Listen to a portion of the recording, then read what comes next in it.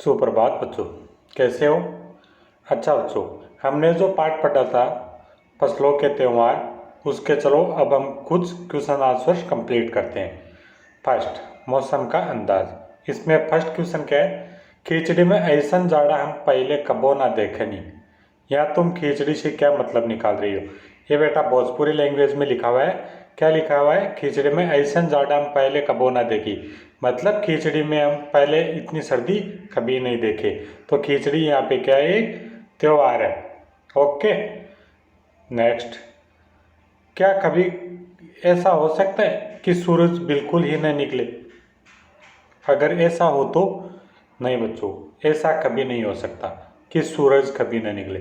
सूरज हमेशा अपने टाइम पे निकलता है, रोज़ निकलता है। हाँ, यदि जैसे कई बार सर्दी का मौसम रहता है या बादल आ जाते हैं तो हमको वो दिखाई नहीं देता है। यदि ऐसा हो कि सूरज बिल्कुल उगे ही ना या सूरज बिल्कुल निकले ही ना, तो क्या होगा?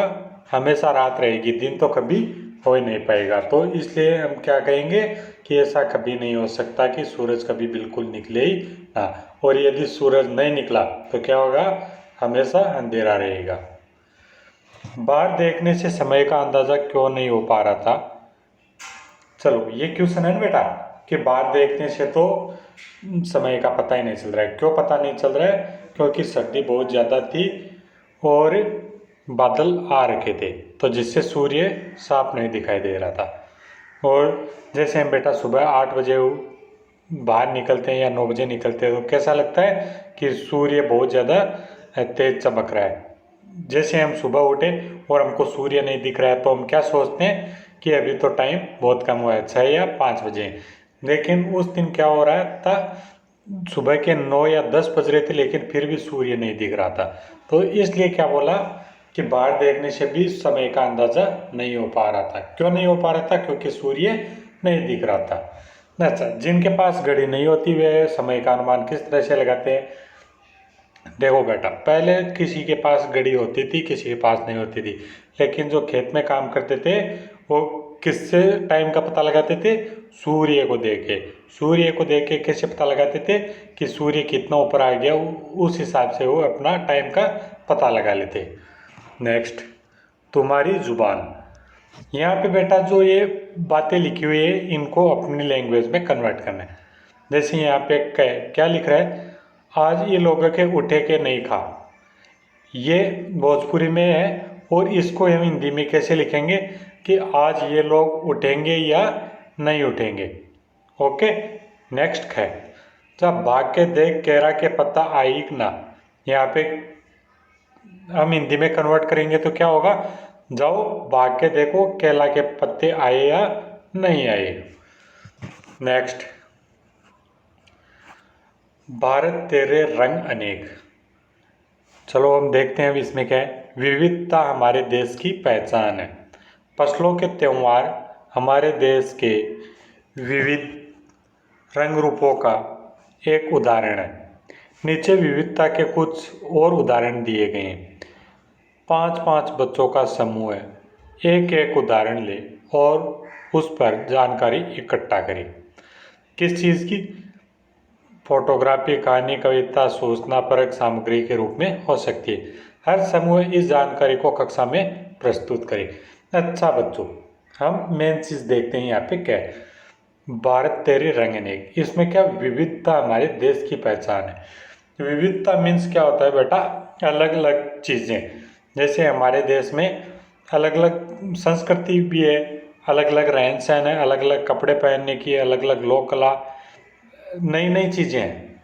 तो वो हमको पहचानिए है। देखते हैं, देखें कौन कौन सी है हमारे पास। फर्स्ट है भाषा, मीन्स लैंग्वेज। हमारे देश में कई प्रकार की लैंग्वेज बोली जाती है बेटा, जैसे हिंदी, पंजाबी, मलयाली, तमिल, तेलुगु, हरियाणवी, राजस्थानी, गुजराती, असमी, बहुत से प्रकार की बोली जाती है। ये है भोजन। भोजन भी कई प्रकार के हो सकते हैं। गुजराती भोजन अलग है, राजस्थानी अलग है। तम या अपने जैसे तमिलनाडु में इडली डोसा बहुत ज़्यादा फेमस है। गुजरात में क्या? ढोकला, राजस्थान में दाल बाटी चूरमा, जैसे पंजाब में सरसों का साग वगैरह, ऐसी चीज़ें फेमस हैं। वैसे कपड़े, कपड़े सबके अलग अलग हैं। लोक कला, हर जगह की लोक कला अपनी अपनी अलग होती है। नया वर्ष, नया वर्ष जैसे हिंदी नया वर्ष अलग स्टार्ट होता है, इंग्लिश जो अलग स्टार्ट होता है, वैसे अलग अलग नया वर्ष। लोक संगीत, लोक संगीत जो हम अपने स्थानीय जगह पर सुनते हैं बेटा गाने, वो कौन से होते हैं? लोक संगीत।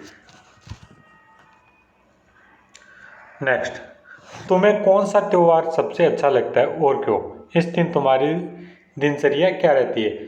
सबको बेटा अलग अलग त्यौहार अच्छे लगते हैं, तो अपनी मर्जी से अच्छा वाला त्यौहार लिखना है। जैसे किसी को दिवाली पसंद है, किसी को होली पसंद है, किसी को पोंगल पसंद है, होता है सबको अलग अलग। वैसे अन्न के बारे में, फसल के त्यौहार पर तिल का बहुत महत्व होता है। तिल का किन किन रूपों में इस्तेमाल किया जाता है, पता लगाओ। फसल के त्यौहार पर तिल का बहुत महत्व होता है। तिल किन किन रूपों में इस्तेमाल किया जाता है? तिल खाने में भी इस्तेमाल किया जाता है और तिलों का तेल भी निकाला जाता है। ओके ना बेटा, और भी बहुत से काम हो सकते हैं। क्या तुम जानती हो कि तिल से तेल बनता है? हाँ, हम जानते हैं। और किन चीज़ों से तेल बनता है और कैसे? हो सके तो तेल की दुकान में जाकर पूछो। तो चलो बेटा, हम देखते हैं कौन को तिलों से तेल निकलता है और कौन सी चीज़ों से तेल निकल सकता है। जैसे मूंगफली से निकलता है, निकल सकता है ना, तिलों से तेल निकल सकता है, सरसों से तेल निकल सकता है, सोयाबीन से तेल निकल सकता है, बहुत सी चीज़ों से तेल निकल सकता है। नेक्स्ट, किसान और चीज़ों का सफ़र। किसान और खेती बहुत से लोगों की जानी पहचानी दुनिया का हिस्सा नहीं है। बहुत से लोग तो बेटा हम में से जानते नहीं किसान और खेती क्या चीज़ है। विशेष रूप से शहर के ज़्यादातर लोगों को ये एहसास नहीं है कि हमारी ज़िंदगी किस हद तक इसने जुड़ी हुई है। बेटा जो बाज़ार में लोग रहते हैं शहरों में, सबकी नहीं, लेकिन कुछ लोगों को नहीं पता होता है कि हमारी ज़िंदगी किसान या खेतों से किस प्रकार से जुड़ी हुई है। देश के कई हिस्सों में आज किसानों के जिंदा रहने के लिए बहुत मेहनत और संघर्ष करना पड़ता है। अगर ये जानने की कोशिश करें कि हम दिन भर जो चीज़ें खाते हुए कहाँ से आती है, तो किसानों की हमारी ज़िंदगी में भूमिका को हम समझ पाएंगे। आलू की पकौड़ी, बर्फ़ी और आइसक्रीम, इन तीन चीज़ों के बारे में नीचे दिए गए बिंदुओं को ध्यान में रखते हुए जानकारी इकट्ठा करो और मेरी कहानी के रूप में उसे लिखो। यदि बेटा हम घर पे जो भी सामान बनाते हैं, यदि उसको चेक करें ना कि भाई ये हमको कहाँ से मिलता है, जैसे हम क्या बनाते हैं घर पे, पकौड़ी बनाते हैं, सब्जी बनाते हैं, रोटी बनाते हैं, पिज़्ज़ा बर्गर कुछ भी बनाते हो बेटा, वो कहाँ से आता है? कहीं ना कहीं किसान के पास से आता है, वो खेत में उगाई जाती है। तो यदि हम एक दिन बैठ के इन चीज़ों के बारे में सोचें, यदि 10 मिनट भी सोचेंगे, तो हमको पता चल जाएगा किसान हमारी ज़िंदगी से किस कदर जुड़ा हुआ है। चलो नीचे दी हुई चीज़ों को देखते हैं। नेक्स्ट, खास पकवान। गया शहर तिलकुट्टा के लिए भी प्रसिद्ध है। गया ये क्या है? एक शहर है। तिलकुट्टा ये क्या है? तिल से बनने वाली एक मिठाई है बेटा। हमारे देश में छोटी बड़ी ऐसी कई जगह हैं जो अपने खास पकवान के लिए मशहूर है। अपने परिवार के लोगों से पता करके उनके बारे में बताओ। बेटा आपके गांव में भी कोई ना कोई स्वीट्स या पकवान के लिए मशहूर शॉप होगी ना, तो उसके लिए अपने परिवार से पूछो और उसके बारे में लिखो। नेक्स्ट, पिछले 2 वर्षों में तुमने काम करने वाले शब्दों के बारे में जाना। जैसे कौन से शब्द हैं? इन शब्दों को क्रिया भी कहते हैं, क्योंकि क्रिया का संबंध कोई काम करने से है।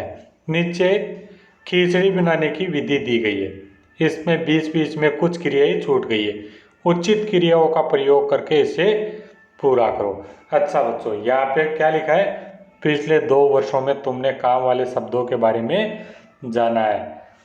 इन शब्दों को क्या कहते हैं? क्रिया। क्रिया क्या होती है बेटा? कार्य। जिस कार्य को हम करते हैं वो क्या है? क्रिया। जैसे दौड़ना, कूदना, भागना, हंसना, रोना, पढ़ना, ये सब क्या है, क्रिया है, मतलब कोई काम करना। अब यहाँ पे जो लिखा हुआ है ना बेटा, छौंकना, पीसना, पकाना, धोना, परोसना, भूनना, ये अभी आपके आगे काम में आएंगे। चलो बताता हूँ कहाँ पे काम आएंगे।